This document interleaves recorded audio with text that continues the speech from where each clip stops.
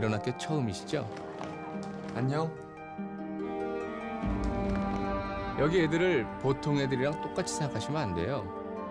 몸에 장애가 있으면 이게 마음의 장애로 이어지거든요.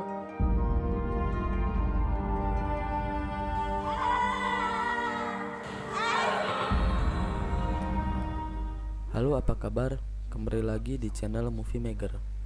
Video ini akan membahas alur cerita film yang berjudul Silence.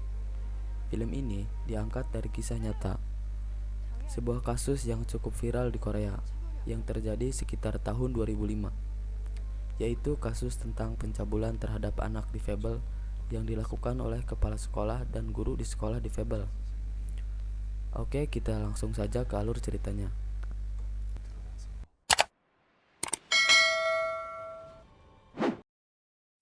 Film diawali dengan seorang pria bernama Kang In-ho, dan dia bekerja sebagai guru seni. Saat itu, dia sedang mengendarai mobil menuju kota Mujin. Dia direkomendasikan oleh dosennya untuk mengajar di sekolah khusus difabel. Di tempat lain, diperlihatkan seorang anak laki-laki sedang berjalan menyusuri rel kereta. Karena cuacanya sangat dingin dan berkabut, jarak pandang jadi sangat terbatas. Di perjalanan, dia tidak sengaja menabrak seekor kelinci hingga kaca mobilnya pecah. Di waktu yang bersamaan, anak laki-laki yang sedang berjalan menyusuri rel kereta terlihat kalau dia sedang melakukan bunuh diri. Nanti kita akan bahas penyebab kenapa anak itu bunuh diri. Kemudian Kang In-ho pergi ke bengkel untuk memperbaiki kaca mobilnya yang pecah. Lalu dia bertanya kepada montir, "Apakah ada bus menuju sekolah Jae?" Montir itu menjawab, "Karena letak sekolahnya yang pelosok, jadi tidak ada bus ke sana." Karena tidak bisa menunggu lama, dia memutuskan untuk langsung pergi ke sekolah itu. Namun ketika dia mau pergi, mobilnya ditabrak oleh seorang wanita yang sedang mabuk. Wanita itu bernama So Yo Jin.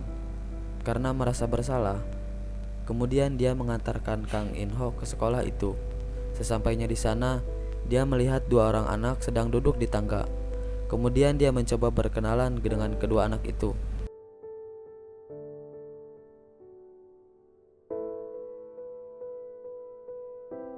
Setelah itu, dia pergi menghadap kepala sekolah. Di sana dia kaget karena kepala sekolah memiliki saudara kembar yang sangat identik. Saudara kembarnya juga bekerja di sekolah itu sebagai kepala admin. Beberapa hari berlalu, terlihat Kang In-ho sedang mengajar. Di kelas, dia mencoba berinteraksi dengan salah satu murid yang ia temui di anak tangga. Saat jam pelajaran berlangsung, ada anak laki-laki yang datang terlambat. Dia bernama Jo Min Soo. Terlihat kalau anak itu mengalami luka-luka di wajahnya. Kang In-ho merasa ada yang salah dengan anak itu. Kemudian dia bertanya ke guru senior di sekolah. Guru itu bernama Park Bo Hyun. Dia berkata kalau adiknya anak itu baru saja meninggal. Ketika dia dalam perjalanan pulang, di lorong sekolah dia mendengar suara jeritan di toilet siswi.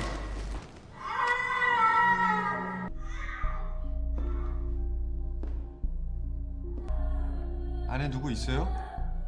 Karena tidak ada yang menyaut, kemudian dia mencoba membuka pintu WC itu. Namun dia dihentikan oleh petugas kebersihan sekolah. Petugas itu berkata kalau anak-anak difabel itu terkadang sering mengeluarkan suara-suara aneh. Di ruang kepala sekolah, terlihat seorang polisi baru saja menerima uang dari kepala sekolah. Kebetulan, Kang In-ho juga masuk ke ruangan kepala sekolah dan melihat polisi itu. Di ruang guru, dia melihat Jun Min Soo sedang dipukuli oleh Park Bo Hyun. Lalu dia bertanya tentang kesalahan apa yang anak itu lakukan. Guru itu berkata kalau anak itu meninggalkan asrama di malam hari dan membawa dua anak perempuan bersamanya. Di lain waktu, saat Kang In-ho dalam perjalanan pulang, dia melihat anak perempuan duduk di jendela lantai atas. Karena takut anak itu jatuh, dia langsung berlari ke kamar anak perempuan itu dan menariknya dari jendela. Tapi anak itu malah terlihat ketakutan. Dia bernama Jin Yuri. Ketika Kang In-ho akan pergi, dia dihentikan oleh Jin Yuri.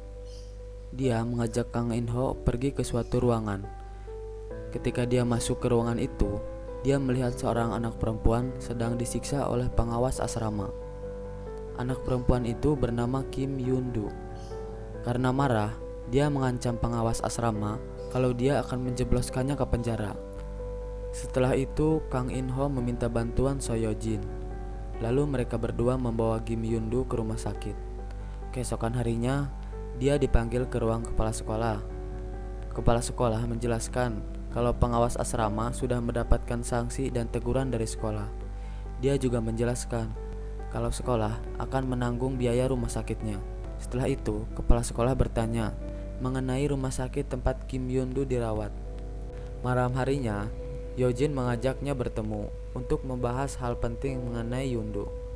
Lalu, Yojin menjelaskan kalau Yun-do menceritakan padanya lewat tulisan kalau dia sering dicabuli oleh kepala sekolah. Yang lebih mengejutkannya lagi, bukan cuma dia yang dicabuli. Yun-do juga menjelaskan ada 3 orang yang berbuat cabul, yaitu kepala sekolah, kepala admin, dan Pak Bo-hyun. Selain itu, guru bernama Pak Bo-hyun justru lebih gila lagi. Dia mencabuli anak laki-laki bernama Jo Min-soo. Udah cabul, pedofil, gay pula. Kang In-ho teringat kalau dia tadi siang dipanggil kepala sekolah dan memberitahukan rumah sakit tempat Yun-do dirawat. Karena takut kalau Yun-do akan dibawa, dengan panik dia langsung menuju ke rumah sakit. Di sana, dia tidak menemukan Yun-do. Ternyata, Yun-do bersembunyi di dalam lemari. Setelah itu, mereka berdua membawanya pergi. Lalu, mereka membuat video yang menceritakan kronologi kasus pencabulan yang dialami oleh Kim Yun-do dan Jin Yuri. Di lain hari, saat Kang In-ho di rumah, ibunya datang berkunjung bersama putrinya. Ketika ibunya sedang masak, dia melihat bunga yang dibawa oleh ibunya, dan dia menanyakannya. Ibunya menjawab kalau bunga itu untuk diberikan kepada kepala sekolah. Dia yang sudah tahu kebusukan kepala sekolah menegur ibunya, tapi ibunya malah balik memarahinya. Ibunya mengatakan agar dia tetap fokus mengajar. Esok harinya terlihat So Yo-jin sedang melaporkan kasus pencabulan anak ke lembaga pendidikan. Namun mereka menolak dan malah menyuruh So Yo-jin melaporkannya ke balai kota. Dari sini kita mengetahui kalau uang yang diberikan kepala sekolah kepada polisi itu adalah uang tutup mulut.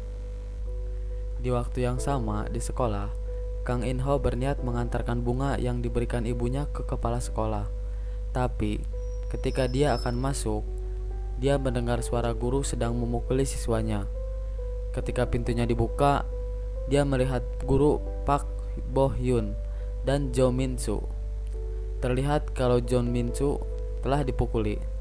Awalnya dia berpikir untuk tidak ikut campur, tapi hati nuraninya menolak, dan dia ingin menolong anak itu. Dia yang marah berlari dan mengejar Pak Bo-hyun. Setelah itu dia membawa Jo Min-soo pergi. Sama seperti korban lainnya, Kang In-ho juga membuat video kesaksian tentang Jo Min-soo untuk memperkuat bukti di persidangan. Dari kesaksian itu, diketahui kalau Jo Min-soo dan adiknya adalah korban pencabulan yang dilakukan Pak Bo-hyun, dan kalau dia menolak, dia akan langsung dipukuli. Dan di sini terungkap kalau anak kecil yang bunuh diri di awal film tadi adalah adiknya Jun Min-soo. Dia bunuh diri karena tidak kuat lagi dicabuli oleh Pak Bo-hyun. Dan ternyata video kesaksian Jun Min-soo ini berhasil ditayangkan di stasiun TV dan menjadi viral di negara Korea. Dan akhirnya berhasil menangkap kepala sekolah dan kembarannya serta guru Pak Bo-hyun. Mereka semua dibawa ke kantor polisi. Dan beberapa waktu kemudian, akhirnya kasus ini berhasil dibawa ke pengadilan. Alur persidangannya nggak bakal saya jelasin ya, soalnya percuma aja dijelasin juga. Isinya cuma omong kosong. Sebenarnya sidangnya aja udah sia-sia. Jadi intinya, di persidangan itu 2 dari 3 keluarga korban sudah disogok buat maafin pelaku. Satunya lagi nggak maafin soalnya dia nggak punya keluarga. Terus bukti kuat rekaman CCTV Ketika kepala sekolah memperkosa Jin Yuri, dikasihin ke pengacara. Pengacaranya bilang kalau rekamannya mau dikasihin ke hakim buat bukti persidangan. Ternyata pas sidang gak ada sama sekali. Ternyata nih ya, hakimnya juga udah disogok. Bahkan pengacara korbannya juga disogok. Gang In-ho juga mau disogok, tapi dianya aja gak mau. Jadi sebenarnya itu sidang cuma main-main doang, buat ngeredam opini publik soalnya udah terlanjur viral. Terus hasil sidangnya lebih bikin emosi. Park Bo Hyun, tukang sodomi, dihukum 8 bulan penjara dan 2 tahun masa percobaan. Terus kepala sekolah dan kembarannya masing-masing dijatuhi hukum 6 bulan penjara dan 1 tahun percobaan. Beberapa hari kemudian, Jun Min-soo yang tidak terima dengan keputusan persidangan, dia kabur dari rumah So Yo-jin dan pergi mendatangi Park Bo Hyun untuk membalas dendam. Lalu, dia bertemu dengan Park Bo Hyun di jalan dekat rel kereta api. Park Bo Hyun yang melihatnya, 우리 가수 씻자. tiba-tiba saja Jun Min-soo langsung menusuknya. Seketika Park Bo Hyun kaget dan langsung menendang Min-sun dan memukulinya. Tidak tinggal diam, Min-sun langsung menusuk kaki Park Bo Hyun dan pada akhirnya mereka berdua tewas ditabrak kereta. 1 tahun berlalu, kini Kang In-ho sudah kembali ke Seoul.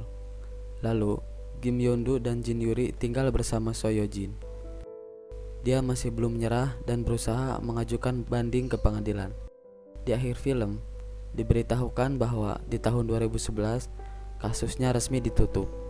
Dan kedua pelaku itu sudah kembali ke sekolah dan mendapatkan jabatannya kembali. Walaupun tidak mendapatkan keadilan, setidaknya anak-anak itu bisa hidup normal.